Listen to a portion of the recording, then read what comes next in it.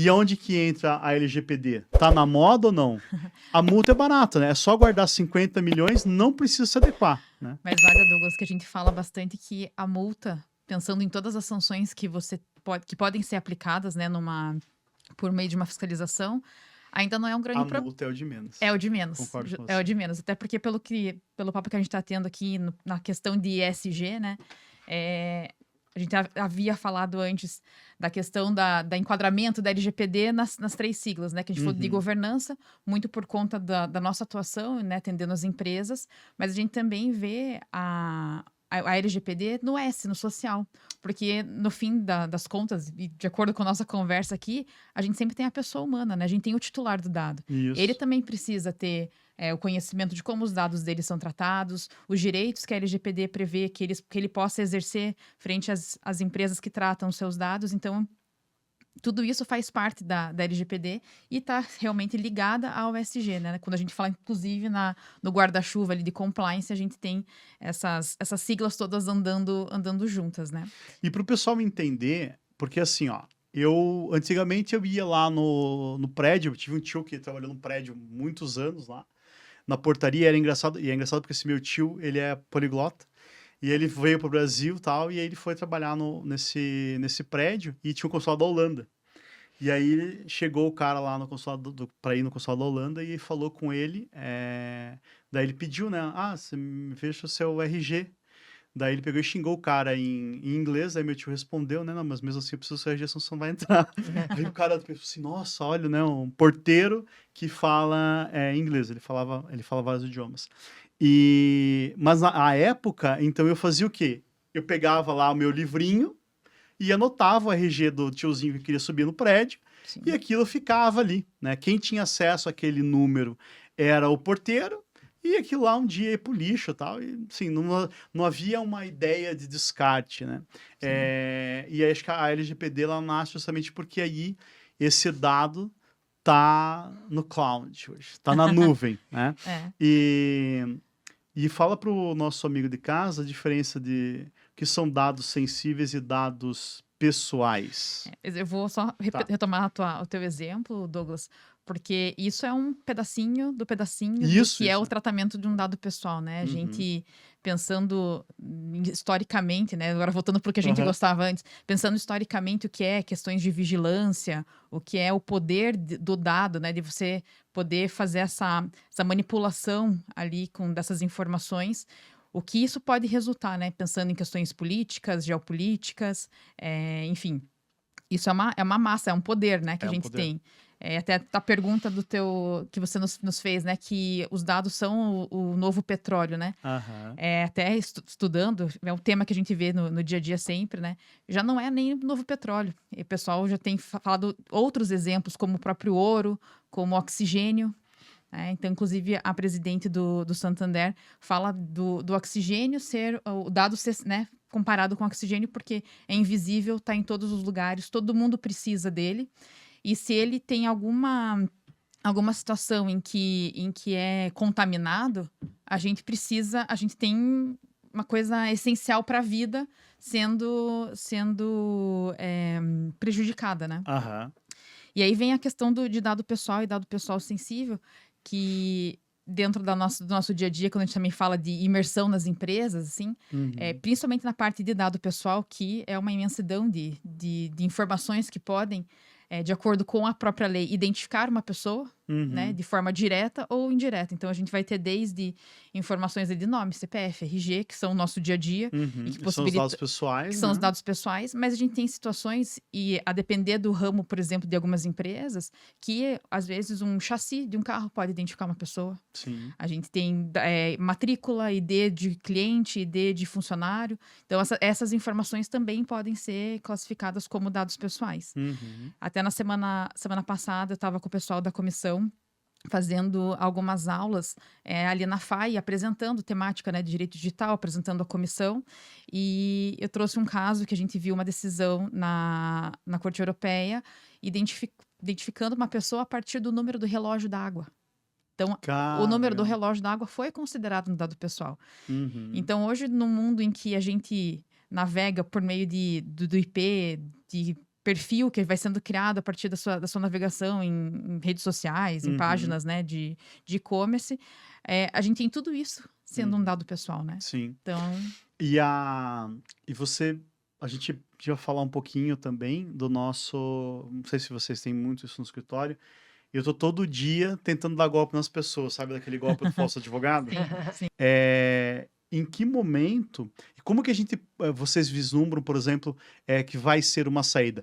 Na minha visão, eu já comecei a adequar os meus contratos de honorários, eu tô fazendo o quê? Eu tô cadastrando o cara com um código. Então, por exemplo, assim, sei lá, a Letícia vai ser minha cliente, e aí a Letícia vai ser a 24CXJ. Então, toda vez que eu for mandar uma mensagem para ela, ele vai ter esse código antes. Uma Né? verificação. Como se fosse uma palavra passe, assim. Você acha que faz sentido isso ou também o cara vai clonar e dane-se? E hoje com meio tecnológicos, ele consegue fazer isso em 1 segundo. Porque eu ia comentar também sobre isso, porque você agora no ChatGPT 5, no 4, no pago já tinha, né, o modo agente. Sim. O modo agente que ele faz? Ele age como se fosse você. Então, você coloca no ChatGPT 5 hoje o modo agente e fala assim, eu quero alugar o carro mais barato do Brasil, no pacote 1.000 quilômetros, no plano 36 meses. E assim, gente, é uma coisa, minha mãe fala que isso é coisa do demônio, eu também acho que é. Porque quando você olha a tela do teu computador, ele tá assim, ok, estou entrando no Google. Aí ele mostra o Google. Todo o caminho, Estou né? entrando não sei o quê. Aí ele fala assim, eu preciso fazer um cadastro nesse site, você pode me fornecer os dados? Você fornece o teu e-mail e a tua senha, e ele cadastra, ele fala, ops, eles têm segurança, eu preciso quebrar a segurança. E ele vai e ele quebra a segurança. Vai. Agora eu preciso identificar que eu sou um humano. Ele vai e clica que ele é um humano. Cara, o ChatGPT clica que é um humano. Aí, lógico, em alguns sites já estão com um filtro a mais e aí ele fala, não, de fato aqui eu não consigo, você vai ter que clicar você mesmo. Mas, inclusive, o validador do Google, quando você usa autenticação em 2 fatores, ele vem para o teu celular, você clica ali e ele valida o acesso. Então, por exemplo, eu assim, eu quero saber o CPF da Letícia. Ele vai lá e, cara, ele vai achar, né? E aí, claro, tudo que a gente puder fazer em termos de segurança, para preservar o dado das pessoas, dos clientes, a gente vai fazer. E essa talvez seja uma boa solução, Douglas. Mas você falando agora da IA e do Google, há pouco tempo escrevi um artigo e para mim isso é muito claro, tá? As ferramentas de IA, elas já são patrocinadas. Pelo demônio? Por Pelas grandes corporações? Por quem quer que seja. Entendi. Tá? Porque senão você não faria uma pesquisa de um roteiro de viagem e passa o seguinte, você entra no teu computador, o que já acontecia quando você fazia uma busca normal no Google, você é bombardeado com 1000 propagandas. Eu não sei se você já viu, mas o ChatGPT já tem, para algumas coisas que você pesquisa, ele já te dá o link para comprar. Né? Sejam transparentes. Mas só para a gente fechar a questão lá Vários parentes. Da LGPD, eu brinquei com elas assim antes da gente gravar, que achava que essa daí vai ser mais uma daquelas leis que não vai pegar. Infelizmente, o Brasil, eu vejo assim, que ele tem ideias boas, ele tem leis boas, né? Mas é impossível a fiscalização. A gente vive no país das bananas, então a hora que o governo vê isso aqui vai me dar dinheiro, ele vai lá e vai investir para conseguir monitorar e tal. Eu vejo assim, eu tenho muitos processos hoje, assim, muitos, mas quase metade dos processos são originários de vazamento de dados. Sim. Né?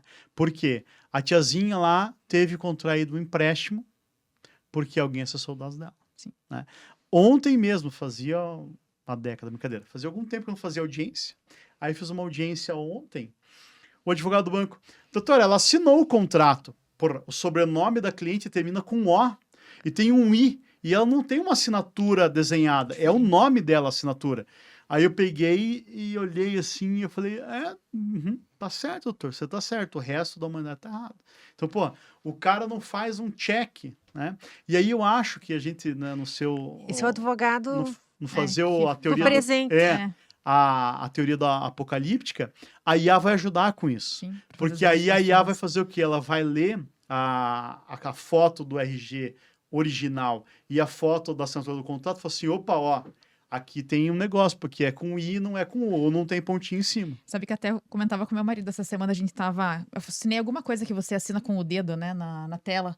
Eu falei, nossa, pensar que quando eu era estagiária, né, tá voltando ao nosso contexto aqui de conversa, eu fui estagiária na vara criminal, então a gente tinha muito trabalho do papiloscopista, né, fazendo a verificação ali da assinatura. Eu falei, olha como a gente vai evoluindo a um ponto que a nossa assinatura é com o dedo numa tela, né? É uma, Então, uma vamos... loucura. Deixa eu só Pode voltar. falar, depois a gente pode falar da assinatura digital, que pelo amor de Deus, ninguém sabe como é que faz. Não, né, voltar um pouquinho na questão da LGPD que você estava colocando, da lei que não vai pegar, enfim. Eu tenho um grande privilégio, né, de aula Uhum. internacional para vocês, e eu sempre quis trabalhar internacionalmente. Hoje eu atuo no Brasil e atuo na Europa, né? Eu sou a DPO, inclusive, do Grupo Boticário lá em Portugal. E o que eu vejo, né, quando a gente está entre dois mundos, não que é um mundo só, mas entre Sim. os dois lados do Atlântico. Como muitas outras leis, a gente importou em grande parte o modelo da LGPD do GDPR. E aí ficam algumas coisas meio capengas. E aí nem todo mundo vai concordar comigo, né? Uhum. Uma crítica. Quando a gente fala, inclusive, de hipóteses legais, bases legais que justificam o tratamento de dados pessoais. Uhum. No Brasil, a gente vive uma realidade de insegurança total. Até meus filhos brincam comigo que eu chego aqui e eu já fico tensa de pisar no Brasil. Eu E é acredito. fato, É. né? Minha pressão sobe. Assim, você não. Eu Uhum. vivo, eu caminho a qualquer hora do dia em outro lugar que eu não caminho. Sim. Eu tenho medo, Uhum. né? E aí a gente tem câmeras de segurança Uhum. em todo lugar. Sim. A gente tem câmera de segurança dentro, fora do prédio, né? Tem, né? E aí nós importamos um modelo que diz que para câmeras de segurança nós temos que usar uma base legal chamada legítimo interesse. Vou falar um pouquinho de juridiquês aqui, tá? Legítimo interesse por quê? Eu tenho legítimo interesse em preservar a minha segurança patrimonial e minha segurança física.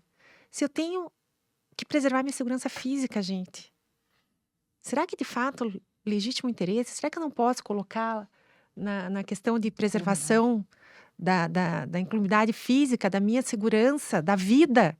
A gente está falando de vida. Sim. A gente está falando de gente que perde a vida por um celular. Eu não estou dizendo que a câmera vai coibir um cara que está armado de roubar um celular.